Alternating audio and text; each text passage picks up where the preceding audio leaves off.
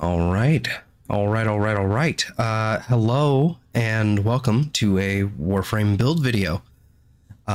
Today, we're finally covering Wukong. This is something I've been wanting to do for a while. I've made probably 5 or 6 different attempts over the course of the last couple months to actually make this video, but this time I'm going to try and keep it short and sweet instead of making a 45-minute to an hour-long video. Hopefully we can do it. But yeah, Wukong is my favorite frame. He's my favorite frame, and he's become my daily driver. He can do pretty much any mission, especially with this build here that I'll show you in just a moment. But he's pretty much the do-it-all, Warframe. Doesn't really need any help anymore. Now that once you get him fully kitted out and everything, you're pretty much good to go. You can take on any content pretty much by yourself. He's borderline unstoppable. About as far as I've actually stress tested him, I've gone to level 500 and nothing's been able to really touch him.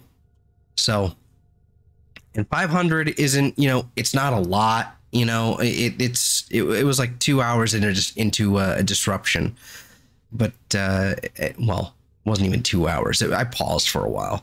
Not the point. It's not, level cap, but who has the time and patience for that, just for a little build video? So whatever, moving on. This will do all the content in the game easily and cheerfully. Wait a minute. You might be wondering why you've record scratched, freeze framed the whole thing, but that's because you need to like, comment, and subscribe. It would be very much appreciated. Anyway, thank you. Some of this stuff is going to look a little insane, and a little strange.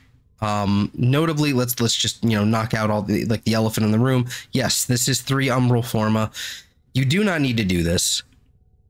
I did it because I'm an insane person. But you don't need to do this. I've been playing him for many years now. So, excuse me. You don't need to do this. You can run just regular depolarities and run vitality and fiber, and then you can actually keep Umbral Intensify unpolarity or whatever. But you could also just replace it with, regular Intensify. Whatever floats your goat. This is exceptionally high investment. You don't need to do this. You just really don't. I did it because it's comfortable and number go up, like big number funny. And the build, it fits. It makes the build work. It makes everything fit. And especially utilizing combat discipline here, CD. CD doesn't have to be ranked up all the way with the 3 Forma, the 3 Umbral Forma on here, so it just works. Also, you don't have to run Prime Sure-Footed either. That'll be a that'll be a mod slot saver right there if you don't run this, but you should, because knockdowns suck. So if you've managed to wait 400 days, absolutely use it. It's your privilege. It's your right. I don't care what frame you put it on, whatever you want. Yeah, but we've got some duration here, just because we're gonna need a little bit of it just to make sure things stay a little comfortable, so we're constantly not refreshing. We've got adaptation for some more survivability along with these 2 here. Blind Rage and Intensify for just a little bit of extra strength. And Stretch. Stretch is probably the one, it's probably the big flex slot. So if you don't need, just the little 45% ability range, if you don't think you want it or need it, then you don't have to use it. You can throw on whatever you like. You can throw on, actually, when I think about it, you could even put on Primed Flow. If it suits your fancy. It's going to make certain things a lot more comfortable, especially your energy economy, but it's not quite necessary. So, that's up to you. Combat discipline is ranked down intentionally. I recommend, if you can make it fit, ranking it down. It will still give you the benefit and the buff of what you want. But it's still not entirely necessary to have it ranked down or have it ranked up all the way. You don't even need combat discipline necessarily, but it does make the whole build kind of everything meshes together and synergizes really, really well together. And that is because of, well, I guess technically 3 things, but 2 things, because I'm going to lump them all together here. The 2 arcanes we have here and Nourish. We'll go over Nourish in a second because I want to get the arcanes here. These are not mandatory. These are, you can put whatever you want here. For example, you can have on Arcane Fury. Where did it go? Right in front of my face. Arcane Fury on critical hit, extra melee damage. You can absolutely run that. Arachne, Barrier, Aegis, whatever, floats your boat. Arcane Blessing wouldn't be a horrible decision. Just for the extra, sponginess with your health. You can also, you can definitely also run Molt Augmented, but there is a trade-off with that we'll cover with Nourish. But yeah, you can swap out either of these. I would recommend, however, keeping Grace just because it works so well with combat discipline. It keeps you alive a lot easier. Avenger is for funsies because everybody loves a little bit of extra crit chance. Going over our abilities here, we have the Celestial Twin. The Celestial Twin has a health multiplier, so having just the strength that we're at right now, it's something like 9,100, so 9,100 health, something like that within that range. Trying to think off the top of my head, I can't remember specifically exactly what it is, but that's about where it is. So we're just shy of 10k if you're using the Xenoric buff, but yeah, and I think even with the Matarai strength buff, I think it's just shy under 10k, like just barely. It's like 9,800 or something like that. But yeah, basically this thing will, it's good. We'll go over this like actually in the mission, kind of like what's important with this. Cloudwalker, having the extra little bit of range, a little bit of strength, and the extra duration just makes this work much better because you have more health per meter. You travel a little bit farther because of the extra duration, as well as the speed from the power strength. And the stun radius is just a nice little bonus from the range. It just opens enemies up to finishers much better. Nourish. Nourish is the interesting part. Nourish procs the explosion on Nourish procs every single time you gain a kill or when you take health damage. So because of combat discipline, every time I kill something, I'll lose a little bit of health, and that counts for Nourish as taking health damage. It's not my shield, it's just taking damage, right? So it still works, and every time I kill something, I explode outward a little bit. It doesn't deal a whole lot of damage, but what it does do is give viral procs to enemies nearby and stuns them if they're susceptible to it, as in not covered in overguard or something. Along with that, we have the energy multiplier and the viral damage buff for our weapons, which is fantastic. The energy multiplier is it's about 2.66 here, so it's fairly respectable. The damage buff, however, with the viral is just over 120. It's just at 124%, just above 120. So it's about the same as just a little bit more than 2 60/60 mods. So it won't absolutely overwhelm your elemental weighting. It's still a little bit too high, but the only way you're going to fix that is by slightly lowering your power strength a little bit, and I don't think it's worth it because everything else that scales off of power strength really likes having the power strength. So it is what it is, and I think it works out just fine as it is. But we also have Primal Fury. This is the bonk stick. It's a good bonk stick. Monkey hit good. Not really much else to tell with that one. It's a solid stick. I'll show you the build for that one as well in just a second. In fact, actually, I'll do it now. Here's the build for it. This is also insane. You probably don't need to put an Umbral Forma here. You can probably just run regular True Steel and you'll be just fine. Or if you forma a lot more, you can probably fit sacrificial steel on just fine as well. But just to save time, and I had the extra forma laying around, I threw on an Umbra forma just to get the most out of it. Again, not necessary. Probably shouldn't do that. But I did it anyway. I did it anyways. I don't care. So what makes this thing work so damn well, there we go, looks a little bit better. What makes this build work so damn well are these 2 Emerald Archon shards, giving us an extra +4 corrosive stacks in total, allowing us to fully strip enemy armor. It's turns out when enemies don't have armor and you can just do that with your weapons and you don't need to, you know, constantly cast abilities, turns out that's good.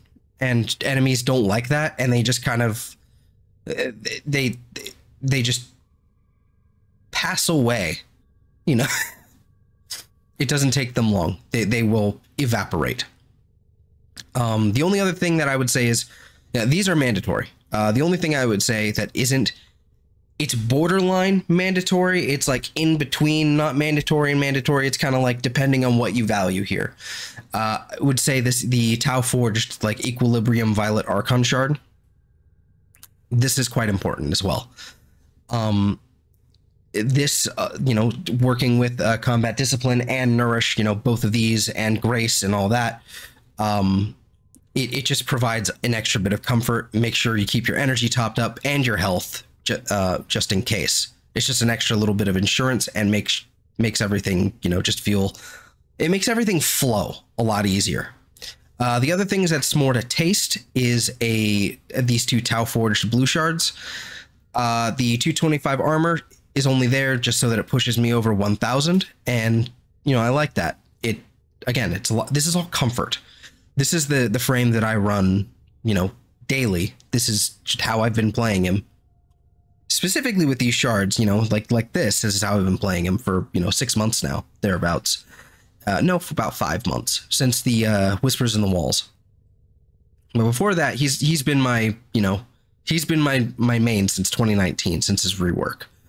But yeah, so like this is just comfy, and so is this. The extra energy as well keeps things flowing, keeps things good to go. Gives me an extra buffer so that we can actually use Primal Fury without it decreasing too fast. What else are you going to want to use in your builds? In your build here, you're going to want a lot of fast, like high fire rate and high status application firearms, because I think ideally this is a gun platforming, you know, sort of build, but you can still use your melee with Primal Fury. I advise not running a melee if you actually wish to, you know, use your primary and you want him to use your primary. If you don't run a melee, you will both use your primary, and you can swap to your secondary while you still use your primary. Otherwise, if you run a melee, while you're using your primary, he'll be meleeing and vice versa. It's annoying because his AI is not the most intelligent when it comes to melee. So when you actually give him the Iron Staff, it actually works because the range on Iron Staff is actually quite high. And the follow through is quite is 1.0 as well. So every time he smacks an enemy, the enemy in front of it, or behind it, I should say, will also be damaged for the, you know, for the full damage there. So it's quite solid. Now that I think about it, I just realized something. Condition Overload may not work with him. Yeah, Condition Overload totally doesn't work with him at all. Okay. Huh, that's funny. Huh, actually, you know what? Swap out this for just regular pressure point. This is not going to be ideal, but I do want to see if like this will make him work better. This is stacking damage. Don't do this. I would probably advise against that if you actually want him to use it, but I would, instead of Condition Overload, I would probably run Prime Pressure Point. But because we're going to be priming so much, it's not that big of a deal. Gladiator Might. There we go. But we're going to stick to this because it doesn't matter. He works perfectly fine as is. So one of the things you're going to want, ideally, is your best weapons are going to be beam weapons. And so for this example, I will be using the Torid, because because the Torid is, frankly, it's the best weapon in the game, and it's a beam weapon, so it just perfectly works out. It just works, you know, the old Todd Howard. Along with that, I'll be running the Lex Prime to punch an Acolyte in the mouth because it's funny and it works. And the Torid, again, also works, but it's not as quick as the Lex Prime. The Torid, see, also another thing with the Wukong, while it will be using your primary, it won't be able to access Incarnon firing mode. So things like the, what's it called? Yeah, like things like the Torid and the Miter and all that, it's not going to be able to do like the form switching and all that. So with the Torid, he's just going to be shooting the goo balls everywhere and basically priming for me, stripping all the armor away from enemies before I see them. Just in case I don't see them, I should say. But yeah, that pretty much covers it. I think we're going to be running Iron Staff for a lot of the demonstration here, but we'll also showcase the Torid and the Lex Prime as well, especially because the Iron Staff bonks Acolytes in the face, and it works really, really, really well. Right. That's not the right one. Lua. All right, we're going to go 10 minutes in a conjunction survival, and then we'll do that. And then I'll showcase Fashion Frame at the end. There will be chapters. I should have mentioned this. There are chapters, and there will be, you know, you'll be able to see everything as it goes. Now, if I'm not mistaken, yep, because for some reason on this tile set, Drax spawn. We do our viral because everything is running corrosive. I should have mentioned that. And we just... poof, gone. Do a little bit of this action, and then we figure out where we're going. This way.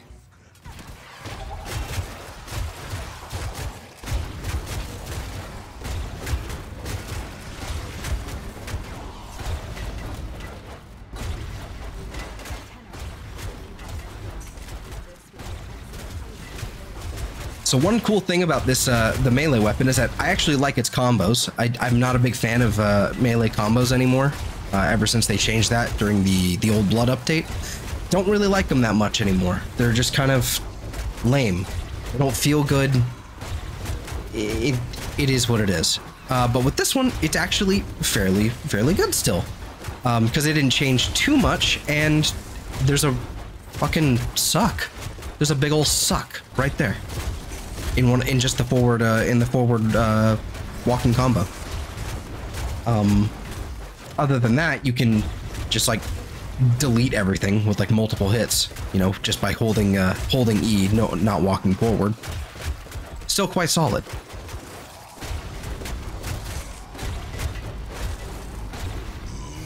If you actually remember to keep your viral up, this will also do a lot better.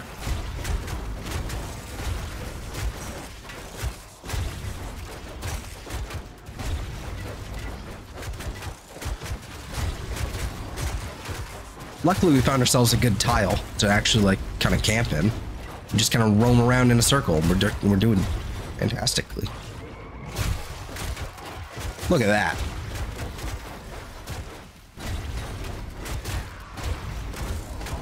This actually does pretty well with Eximus as well, especially once the armor is stripped. Everything's just fine. I forgot to go over the companion we have. We're running a Hound. We're running a Hound, and it's not necessary. You can run any companion you like. It's just that the Hound is just so versatile and so useful. I've been running it for pretty much everything. It's become the new Panzer Volpophyla, in that it primes, it deals damage, it does everything. Except the Volpophyla couldn't really prime. Well, no, excuse me. It primed, but it couldn't really kill things outright. It didn't deal damage. The Byra, yeah, or by extension any Hound really, can just delete a whole room if you line up the procs right, because of the mods equipped.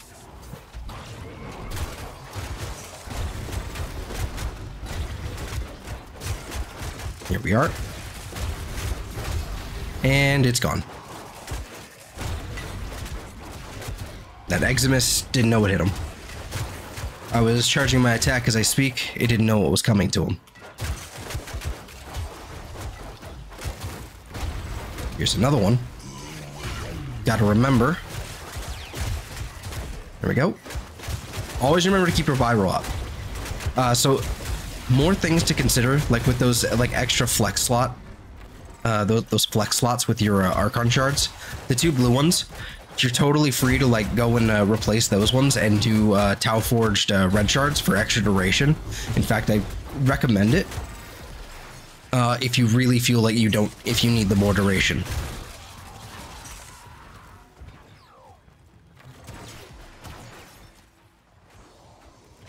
Okay.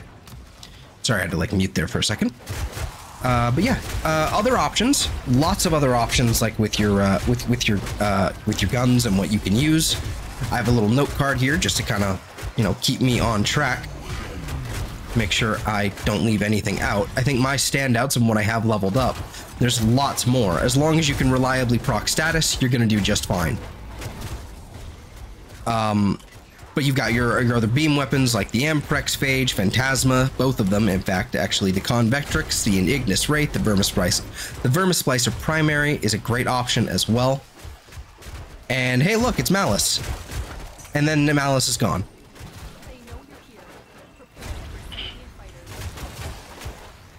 And I still have that thing on me. And these guys, they're gone. Yeah, sentience. I'm not mistaken. Yeah, this is Steel Path. So.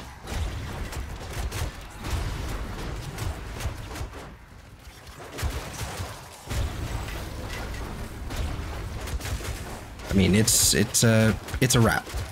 These guys are toast, you know? At 5 minutes, we'll swap away and we'll actually show you how I usually run things here.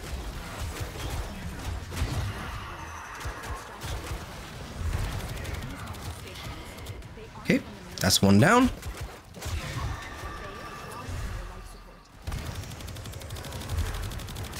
There we go, that's another one. All right, it's been 5 minutes.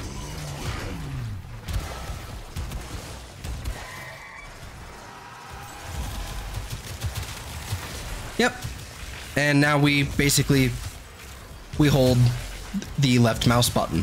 That's pretty much how this is gonna go. Especially with the Torid.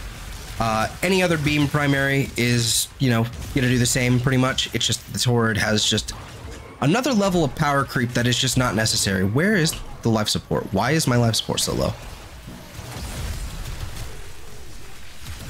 Oh no, anyway. You're not gonna notice it in a lot of these targets, but yeah, we are fully armor stripping them. You'll notice it a lot more if we remove the viral procs. It's just that they kind of overwrite the, it is still technically overwriting and overwhelming the status distribution.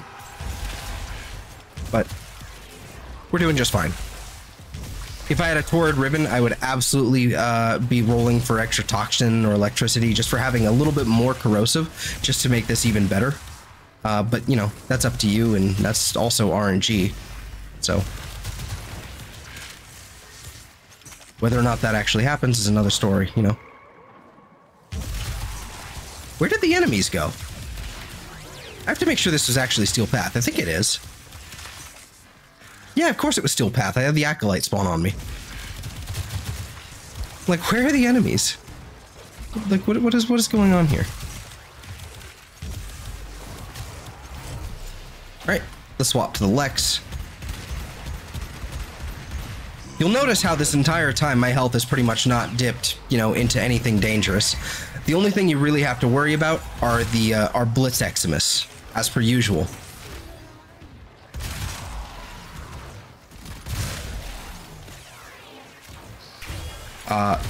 Things like the Lex Prime and Karnon are actually quite handy as well. I'm running Corrosive just for the flat damage, but you're not going to be stripping armor nearly enough to actually warrant, you know, for it to really make enough difference, because you're not going to get enough procs on there.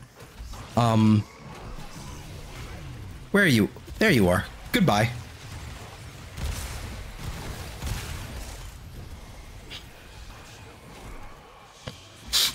Not a problem.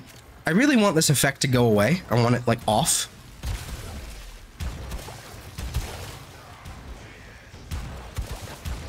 This weird, you know, malice effect. I need it to go away.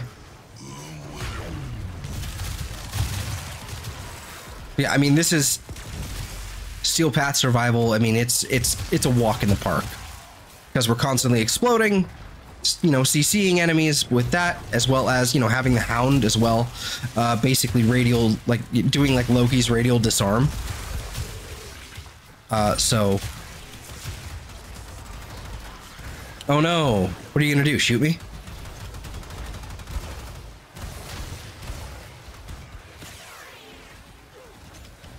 Like, it's a wrap.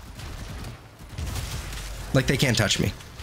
And this goes on for a long while. I've gone up to level 500. That's what I've experienced. I don't know if it'll go beyond that. But most people aren't playing that anyway, so I don't think it matters.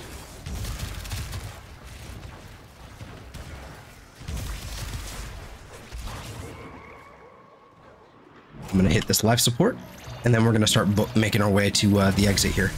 What's the Thrax spawn, actually? We want those Thrax in. Yep. Yeah, it's pretty much a wrap. It's like it's not fair to them. It's not, you know, they didn't ask for this. They didn't ask to get power crept the fuck on.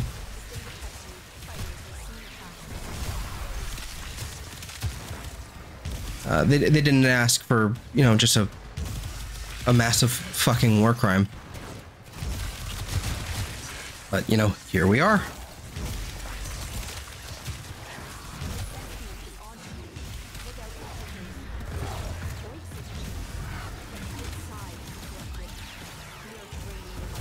You are a problem. You need to go away. Ow!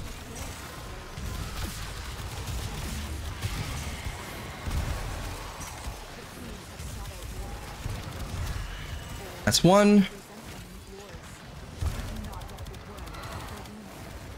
I lost track of him. Where did he go?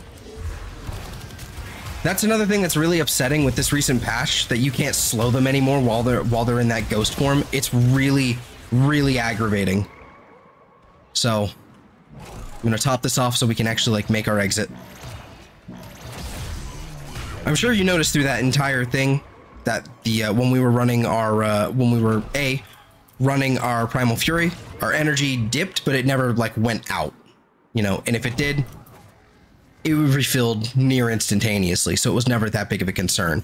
And outside of that, we never run out of energy. It's, you know, energy economy is solved with this build.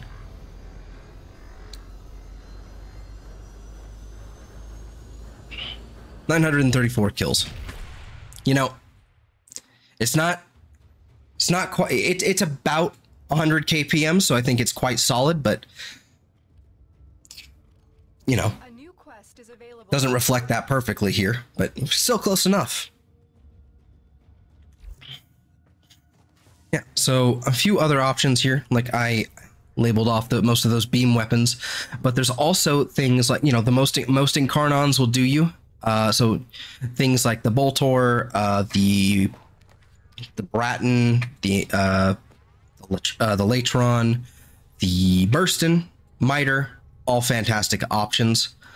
Let's see here. Vermisplicer primary, Ignis Wraith, okay.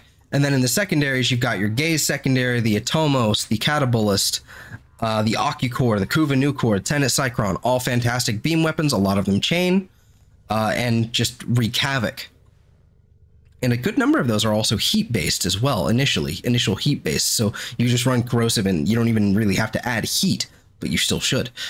But you've also got your other Incarnons, like, again, the Atomos, Leto, Lex, and the Latum are also fantastic options. The Prisma Angstrom's actually pretty fun, too.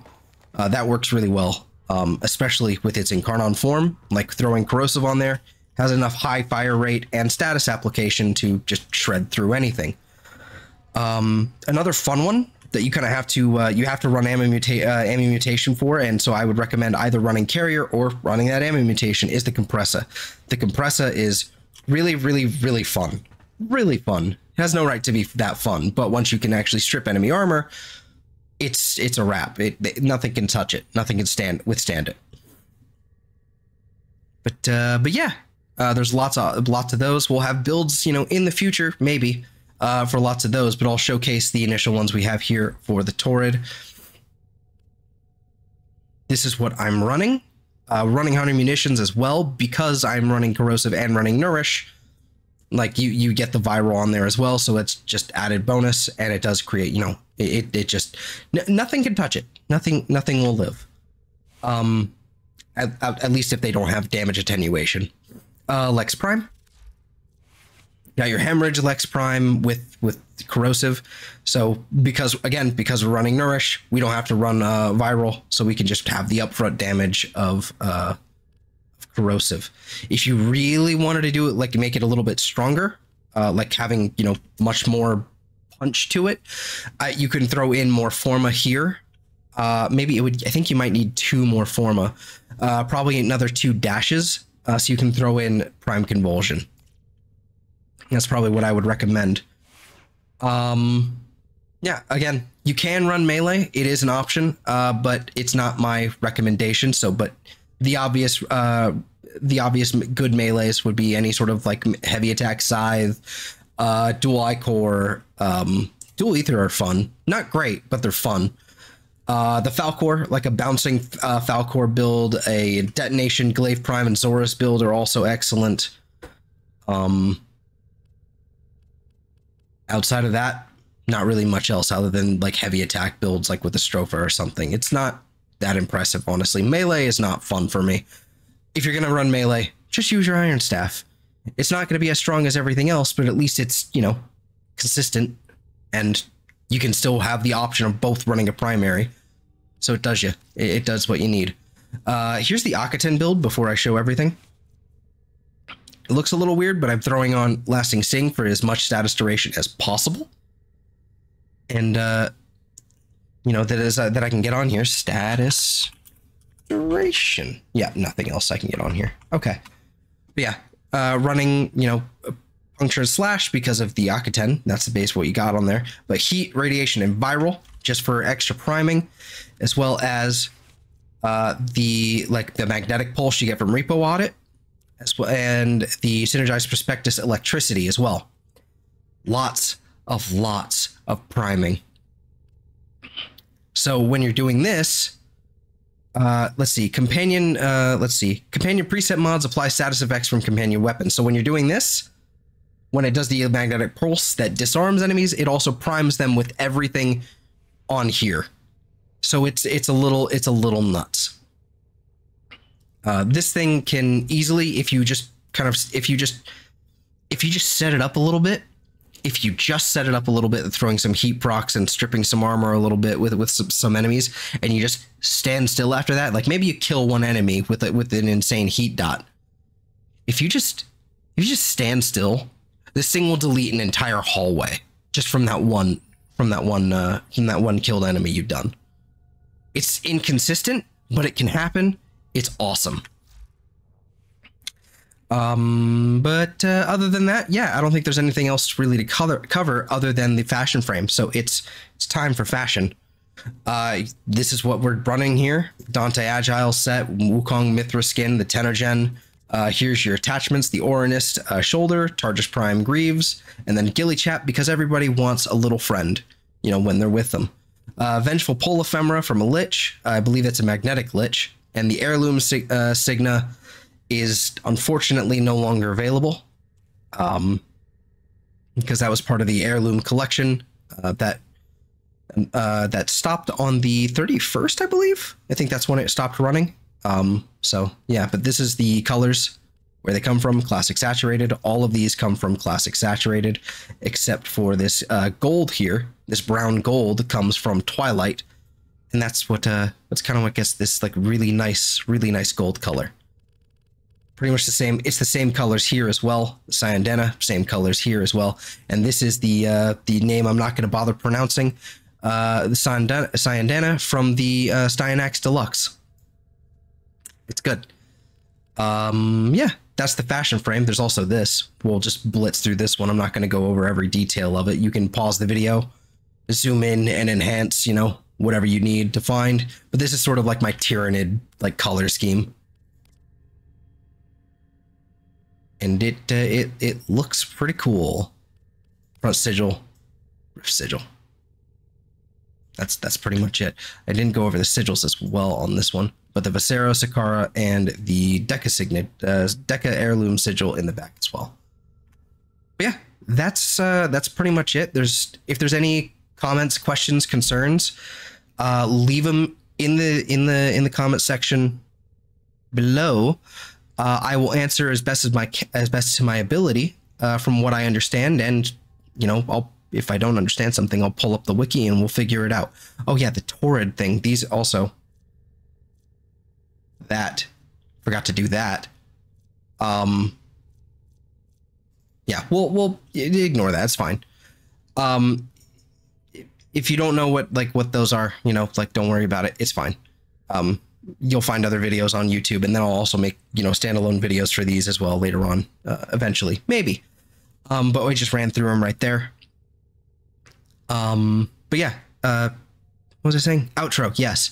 You know, like, comment, subscribe, the whole thing, yada, yada, yada. I don't care, you know.